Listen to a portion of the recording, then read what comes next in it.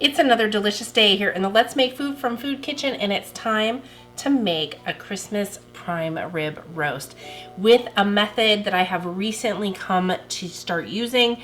It's amazing, it's delicious, it comes out perfectly cooked every time. So I wanted to share it with you. It is not my method. I did not come up with this. This is from Chef John. So thank you, Chef John, for putting that recipe and method out there. I did change his seasoning a little bit for my taste, which is what you should do. The first thing we have here is our prime rib roast. This is bone in. It is 5.92 pounds, and the weight is very important in this cooking method.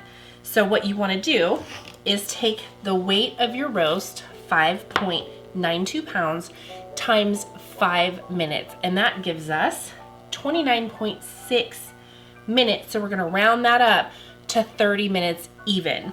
So make sure you have the weight of your roast. Then you're going to times it by 5. All of that's very important. Another step that's very important is that you have let your roast come to room temperature at least 2 hours. You're going to let it sit out before you do anything with it. That is another key to this turning out well. So what I want to do, and this step you can do after you roast it, but it's going to be really hot to the touch.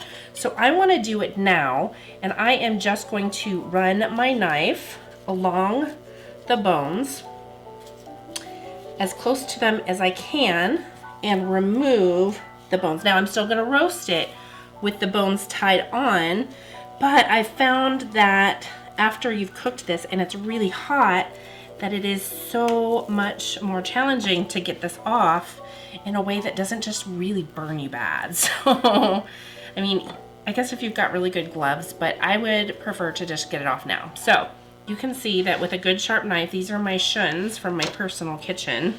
Don't tell my husband. They're great knives. So this has been removed. Now, all I'm gonna do is slap it right back on there, and then I'm gonna tie it down, okay? I'm gonna take my cooking twine. I've cut some pieces off, and I'm gonna tie it back on securely so that there's not a big gap there, okay? Nice and snug is what I'm going for here, if I can manage it. I may have cut these too short, but I'm gonna do my best. Okay, I'm gonna do the same thing again down here towards the bottom. And then when your cooking time is up, all you have to do is cut the ties, and then the bones are removed, and then you can proceed. You can serve it with the bones or without on the side, however you wanna do it. Okay, so there's those two. I think I need a really long one to go this other way, but I don't think this is long enough. Oh, maybe. Ooh. Do we want to test my tying skills right now? This is really pushing it. Okay, let's see if I can do it. Oh, maybe not.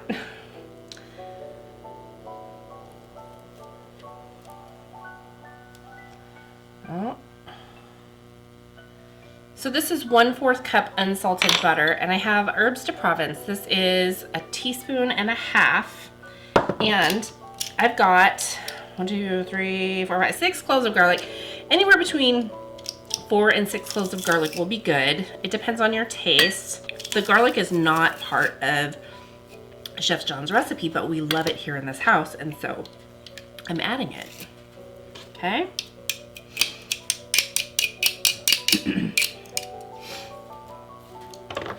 While I'm mixing this together, I'll point out my oven is preheating to 500 degrees.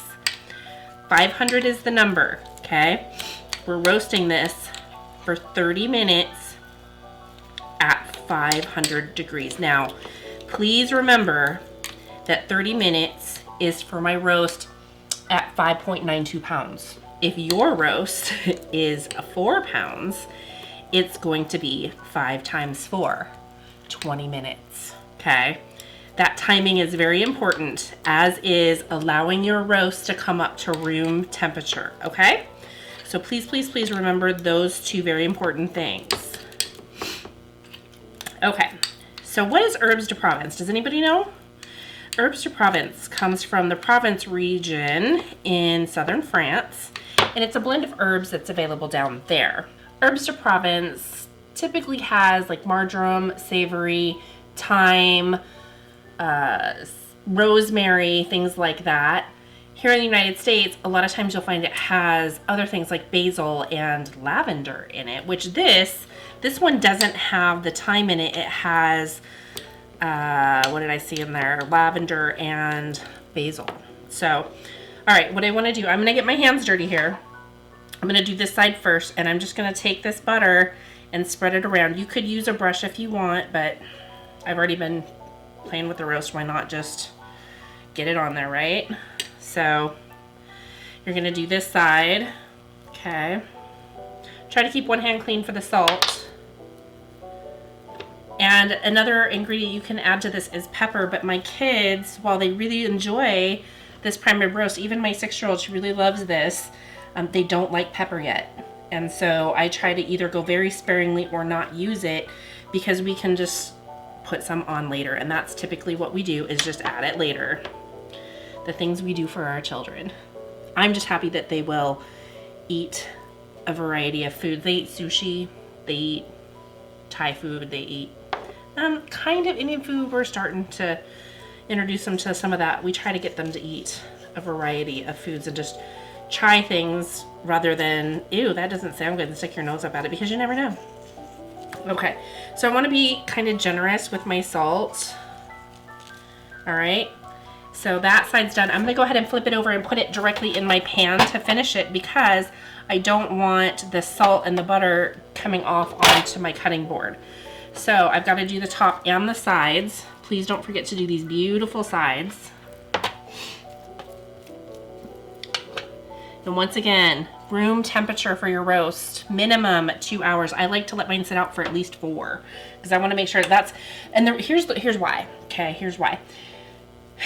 It might feel on the outside like it's room temperature, but the inside in the center might still be cold, and it's not going to cook appropriately. The inside will be too rare for you, unless you like it super rare. It's just not going to turn out the way that we want it to. This method is for a medium rare, and we'll talk about the rest of it here in just a moment. Let's get through this part first. This is looking beautiful.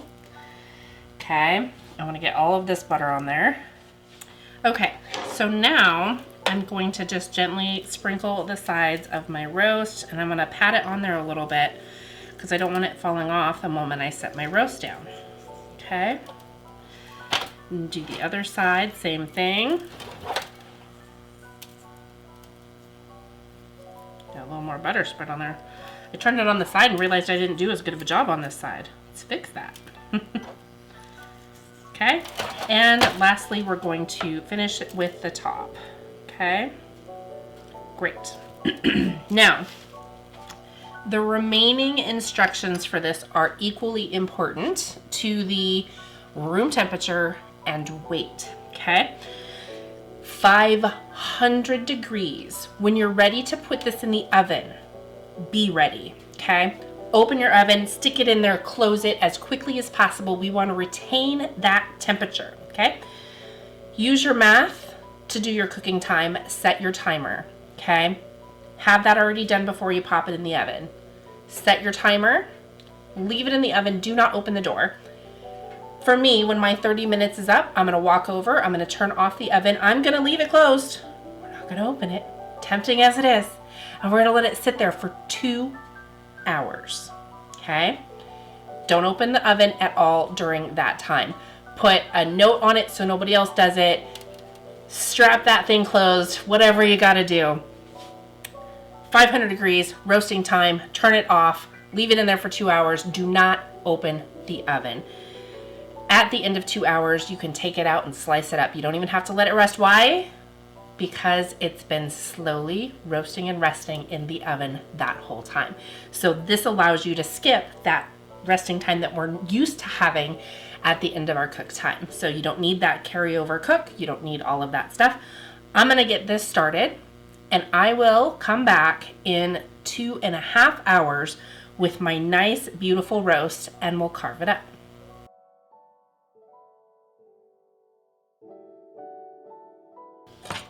This roast is done. It looks delicious. It smells delicious. The first thing we're gonna do is cut ties with the roast. Strings, not with people. Okay.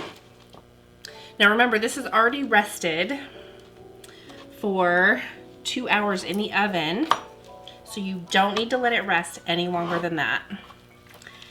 Now, do you remember when I talked about cutting off the rib portion and how much easier it would be when you go to slice it? Look at that. Done.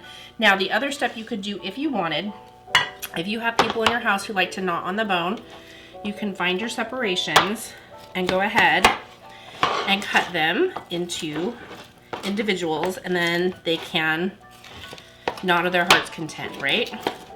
Okay, so I'm gonna set those aside. Now, all I'm gonna do is just make some beautiful slices. And this is kind of the moment of truth. How did we do on our prime rib? And I would say that that is beautiful. Look at this. It's juicy.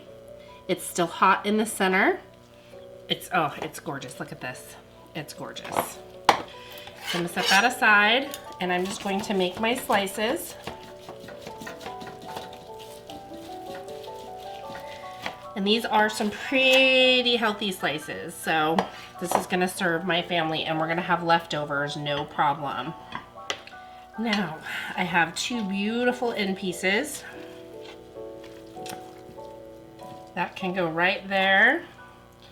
And look at this. This conveniently located little chunk just came right off for me to taste. Mmm. So tender. My family is going to be so happy with this for dinner. I made some scalloped potatoes. I'll put a link down below for that recipe for you, even though I'm not showing it today. It's delicious. And some green beans, just simple. Thanks for joining me here today in the Let's Make Food from Food kitchen for another kitchen adventure. From my kitchen to yours, let's make food from food. That's one board.